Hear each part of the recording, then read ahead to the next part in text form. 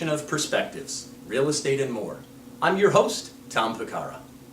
I find that real estate and the market that we've lived with now for a couple of years has become so closely knit with other aspects of our lives, and there seem to be so many opinions and spins, I find it difficult to find a balance.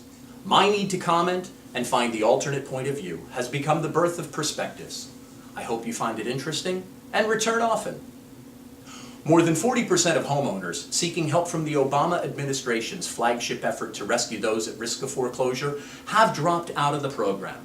The accounting suggests that foreclosures could rise in the second half of 2010 and weaken an already ailing housing market.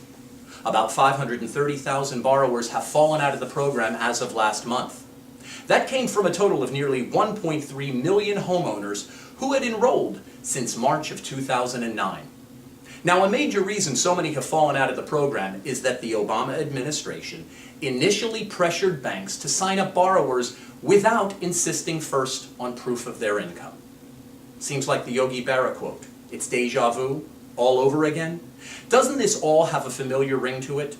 The government pressuring banks to offer lending to the consumer, and the banks not stopping to verify their income. So now we have a percentage of homeowners who have loans that they never should have qualified for in the first place. And now those same homeowners who face foreclosure are disqualified from the relief program because their income was never verified. Somehow I imagine if you Googled irony, I remember when I lost my mind. There was something so pleasant about that place. So once again, I drag out my soapbox, plant my feet firmly on top, and for a moment or two, wax philosophically. Through my years spent in sales, I've learned that most purchases are made emotionally. Think about it. Didn't the red car with the leather interior win out over the one with better gas mileage? And didn't you just have to have those shoes to match that outfit? Well, it's the same with the purchase of a home. After all of the research on schools and neighborhoods, people just have to feel at home to make the offer. Okay, point made. To further my diatribe, can we all agree that fear is an emotion, and a powerful one at that? Fear, much like love and hate, is high on the list of actionable emotions. It's not a passive emotion. Furthermore, the action often associated with fear is paralysis. Fear is a paralyzing emotion. It can and does stop people dead in their tracks. So let's tie this all together.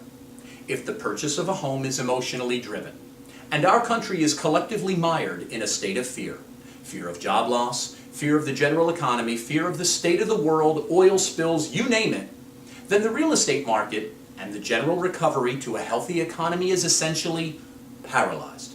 The beginning of a return to normalcy is to recognize our collective fears, move beyond them, and ultimately conquer them. End of paralysis. The FDR quote seems quite apropos here.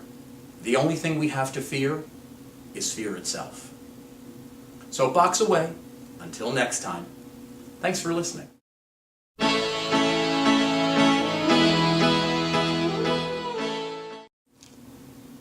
From America's most consistent messenger of hope and optimism, Zig Ziglar, comes this nugget.